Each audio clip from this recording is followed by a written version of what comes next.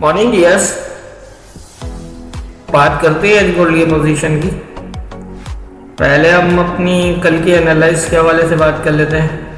कल हमने जब गोल्ड को एनालाइज किया तो 37-38 के आसपास मूव कर रहा था और मैंने ये कहा था कि M15 के 38 से ऊपर क्लोज लगे हुए हैं, तो इसलिए चांस है कि ये 2048 तक चला जाए।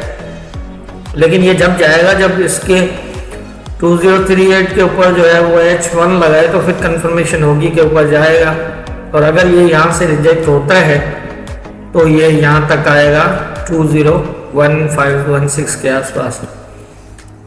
तो यहाँ पर पहले ये क्लोज था, फिर ये नहीं क्लोज कर पाया। सेकंड टाइम, थर्ड टाइम इसने ट्राई की, नहीं कर पाया और फिर ये नीचे मूव कर गया। और मैंने नीचे ये कहा था कि 2015 का जो एरिया है इसके नीचे अगर H4 क्लोज करता है तो फिर 2002 तक जाने के चांस होंगे। तो वही तकरीबन 2010 तक का लो लगाया और उसके बाद जो है वो क्लोज H4 का नहीं दिया नीचे,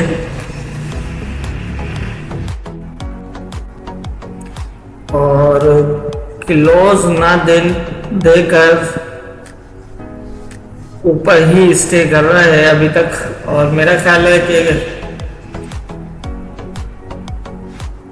यहां से ये कोई सेटअप बनाने का मूड बना रहा है ऊपर का। तो यहाँ पर H1 का भी एक क्लोज दिया हुआ है नीचे, रूट तो बन रहा है इसका। देखते हैं खैर हम आगे लेवल्स के हिसाब से फिर देखते हैं कि आज के जो लेवल्स होंगे तो उससे अंदाज़ा हो जाएगा कि क्या कर सकता है, उसी के हिसाब से फिर इसको देखते हैं। तो ये थी हमारी कल की एनालाइज और मार्केट की मूवमेंट। अब देख लेते हैं कि आज के इम्पोर्टेंट लेवल्स क्या होंगे।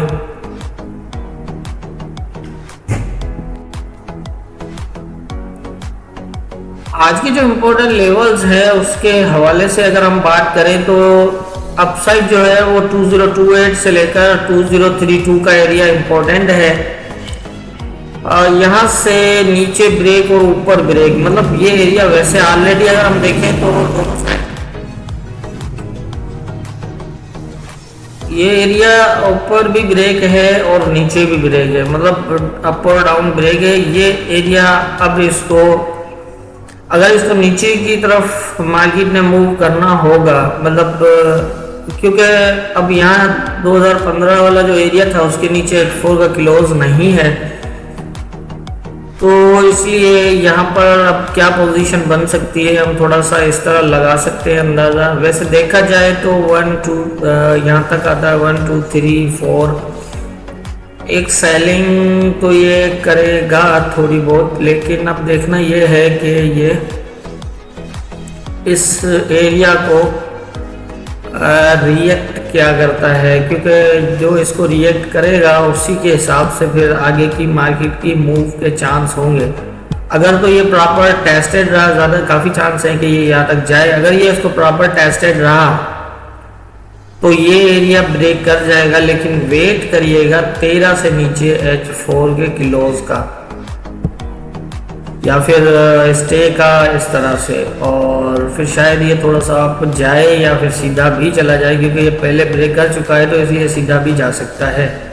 हो सकता है छोटे टाइम फ्रेम में थोड़ा अप डाउन जो है वो मूव करे। ये दो मैंने करीब लेवल इसलिए लगाए हैं कि यहाँ पर जो इम्पल्स करेक्शन कर रहा है उसके हिसाब से यहाँ तक ही कहानी दिखा रहा है। तो या तो ये एरिया दोबारा टेस्ट करके अगर ये ऊपर वाले एरिया को ब्रेक किया तो शायद ये दोबारा इस एरिया को स्टे कर जाएगा। मतलब थोड़ा सा ऐसे होगा कि अगर ये इस एरिया को ब्रेक करता है, मतलब यहाँ तक जाता है, लेकिन अगर ऊपर नहीं निकल पाता तो फिर अगर ये इस एरिया से फिर नीचे आ जाता है तो फिर ये चांस होगा इस तरह 2032 से ऊपर H4 का क्लोज लगा तो आप समझ लीजिए कि ये आराम से जो है वो ऊपर की तरफ जाएगा।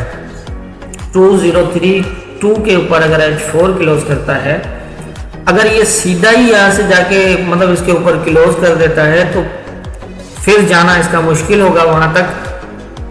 फिर हो सकता है कि ये दोबारा नीचे आके जाए, लेकिन अगर ये इस एरिया को ब्रेक करता है और नीचे आके इसको टेस्ट करके और फिर दोबारा निकल जाता है ऊपर की तरफ, तो फिर आप समझ लें कि इसके ऊपर क्लोज का ही वेट होगा। अगर ये क्लोज कर जाता है तो फिर ये कंफर्म हो जाएगा 2050 के आसपास, 49 भी हो सकता है, 50 भी हो सकता है, मतलब 50 के आसपास। और उससे ले वो जो है वो ये पूरा जोन एक होगा ऊपर की तरफ। और नीचे जो है वो 2007 से लेकर 2002 का एरिया इम्पोर्टेंट रहेगा। 2002 के नीचे अगर H4 के क्लोज करता है तब जाके ये मज़ीद नीचे की सेलिंग दिखा सकता है। अदरवाइज फिलहाल मुझे जो लग रहा है कल की मूवमेंट के हिसाब से कि ये एरिया, अब ये वाला जो एरिया है ये काफ़ी इम्पोर्टेंट हो चुका है।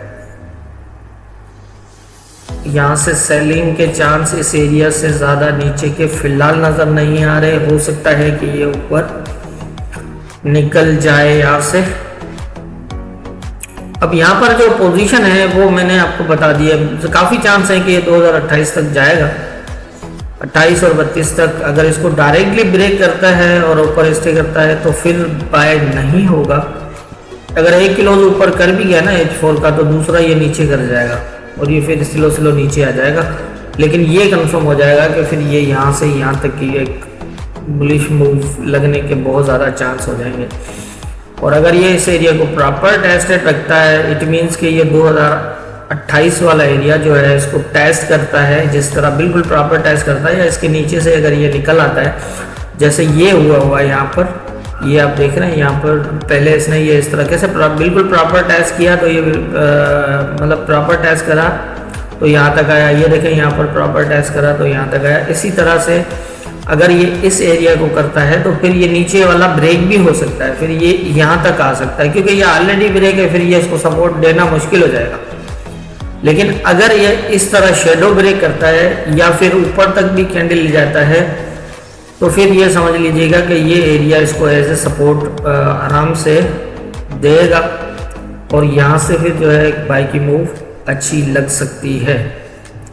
तो इस तरह की पोजीशन है। नीचे वाला जो है वो एरिया जो है वो 2007 से लेकर जो 2002 का है, ये भी इम्पोर्टेंट रहेगा, लेकिन ये अब बहुत ज़्यादा इम्पोर्टेंट है वैसे अगर सेलिंग के लिए। मतलब यहाँ से ज़्यादा सेलिंग के चांस फिलहाल नज़र नहीं आ रहे। पॉसिबल लग रहा है कि ये थोड़ा सा साइड मूव करे और उसके बाद ऊपर क्या सिचुएशन बनती है, फिर हम डेली बेसिस पे जिस तरह लेवल्स के ऊपर मार्केट की मूवमेंट होती है उसी हिसाब से हम जज करते हैं कि अब आगे क्या होने के चांस हैं। लेकिन ये है कि कल भी मैंने बताया कि 2015 इसने टेस्ट करना ही करना है, फिर वो चाहे ऊपर अब 2038 को ब्रेक नहीं कर पाया और तो वहाँ से आ गया नीचे की तरफ, और अगर ये उसको ब्रेक करता तो 2048 से इसको सेल होना था 2015 तक।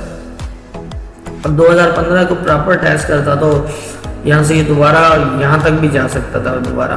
लेकिन अभी भी खैर ये तो मैं कुछ नहीं कह सकता ऊपर कहाँ तक जाएगा, लेकिन ये है कि हम लेवल टू लेवल ही फॉलो करते हैं। मैं जैसे हमेशा बोलता हूँ कि हमें कोई ज़रूरत नहीं है ये सोचने की कि ये 25 हो जाएगा कि 5,000 जाएगा या 23 हो जाएगा या 22 हो जाएगा, जहाँ भी जाए नो टेंशन।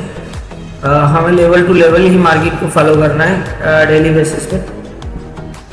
तो उसी हिसाब से आप अपनी एसएल, यहाँ पर हो सकता है कंफ्यूज हो रहे हो कि हमें सेल और बाय करने में एसएल कहाँ लगाए, हमारी एसएल हो जाती है या इस तरह के मामला थे। तो देखें कोई इशू नहीं होता, ये जोन जिस तरह होते हैं इट मीन्स कि अगर मैं आपको बताऊं कि अगर ये यहाँ से ऊपर की तरफ मूव हुई है और यहाँ से ये रिजेक्शन दिखा रहा है आपको, एक सेल क्लोज किया है और आप सोच रहे हैं कि अब जो है वो नीचे की मूव हो सकती है, तो ऐसी पोजीशन के अंदर आपका एसएल जो है जोन के ऊपर रहेगा। मतलब आप अगर सेल कर रहे हैं तो आपका एसएल यहाँ रहेगा, और अगर आप बाय कर रहे हैं, यहाँ पर एक मिसाल है हमें पोजीशन मिलती है यहाँ पर बाय की, तो हमारे पास जो है वो जोन के नीचे एसएल रहेगा।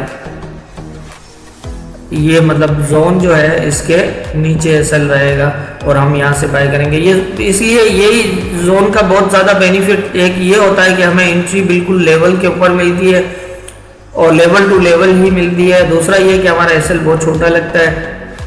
अब यहाँ पर भी यही पोजीशन दी, देखें कि मैं थोड़ा सा और डिटेल से समझाऊँ कि आपको एसएल किस तरह लेना है और जो अपनी एंट्री किस तरह लेनी है।